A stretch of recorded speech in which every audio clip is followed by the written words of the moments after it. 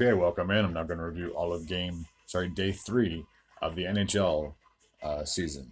And I'll go through all the picks and the scores and et cetera, et cetera. So, this is the first game for each of these teams with both the Rangers and the Sabres. I did predict that the Sabres would win, and couldn't have been more wrong. So, starting off, Alex Lafreniere obviously re signed that big contract with the Rangers. He had scored his first goal, assisted by Panarin and Chittle. Chris Kreider would score to make it 2-0 on the power play about 12 minutes into the game, assisted by Adam Fox and Mika Zibanejad. In the second, Arturi Panarin would get his first goal. There was no assist on that, which would make it 3-0. And then JJ Padirka would score, assisted by Owen Power, who just also recently had that big contract.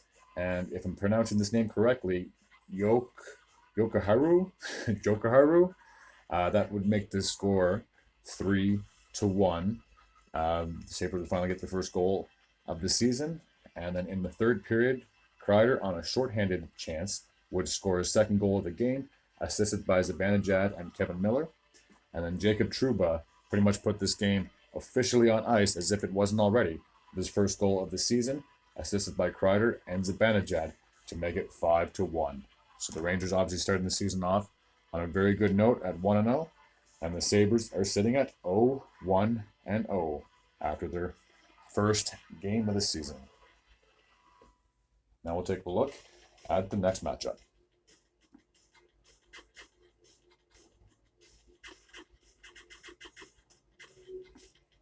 Voila! The Philadelphia Flyers went into Columbus to take on the Blue Jackets. I did predict the Flyers would get the victory, and they doubled up the score on the Blue Jackets 4-2. So Joel Farabee would score in the first, assisted by Sean Couturier and Zamulu. So that was obviously his first goal of the season. Jake Bean would tie things up for the Blue Jackets, assisted by Fantilli and Marchenko at the 8-minute mark. And then Travis Konechny, just 12 minutes and 43 seconds into the first, would give the Flyers the lead at 2-1, assisted by Scott Lawton. In the third period, Cam Atkinson would get an even strength goal from the goaltender of all sorts, Carter Hart, make the game 3-1. Patrick Laine would tie things up late. He would make things interesting, as it would be 3-2, assisted by Marchenko and Jenner. And then Travis Konechny more or less scored as the clock was expiring, assisted by Scott Lawton and Travis Sanheim. So final from Philadelphia, 4-2. On to the next matchup.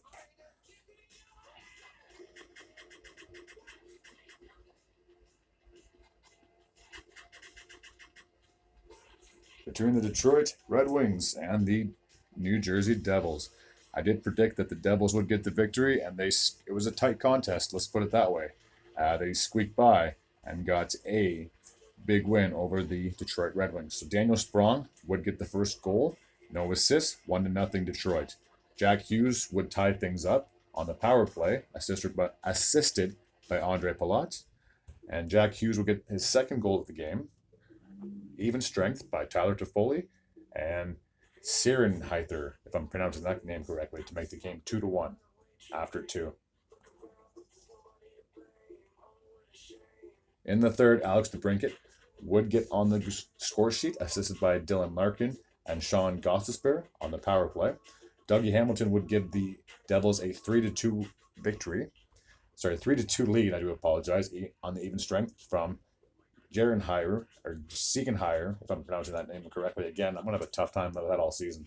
Holla would make the game 4-2 with about a minute and a half to go, assisted by Singletary again, his third assist of the game, and John Marino.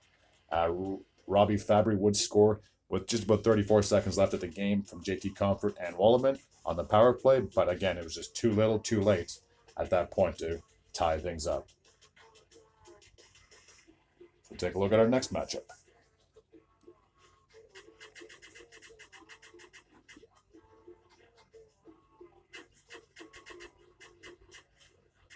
So between two teams from the Central, we do have the St. Louis Blues, and they took on the Dallas Stars last night. I thought the Blues would have come up with it come away with an upset, and it was actually a very close contest. It actually took into the shootout to determine the winner. So Jamie Benn, the captain, would get his first goal in the second period, assisted by DeLandra and Will Johnson, and then Tyler Tucker would score in the second as well, assisted by Jacob Vrana and Sammy Blaze, if I'm not mistaken. So yeah, third period no scoring, overtime no scoring. Like I said, it did take a shootout to determine a winner, and Matt Duchene, the big acquisition from the Stars, would get the lone goal in the shootout to win it for Dallas. So they start the season off 1-0-0, and the Blues, despite the loss, still get a point. They're sitting at 0 wins, 0 losses, and 1 overtime/shootout loss. So not really the worst. Not the best, but not the worst. So I'll take a look at the next matchup of the night. And that took place in Minneapolis.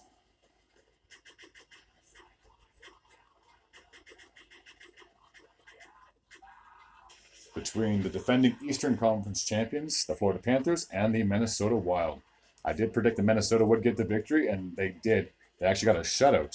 So there were only 2 goals in the game. Brock Faber scored in the first from Boldy and Eriksson Ek, and then Eriksson Ek would score on the power play in the second to make it 2-0, assisted by Zuccarello and Kaprizov. So 2-0 was the final. Minnesota 1-0-0, Florida 0-1-0.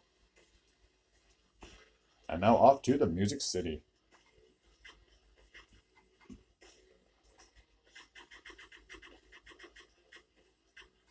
Where we have the Seattle Kraken and the Nashville Predators. I do apologize.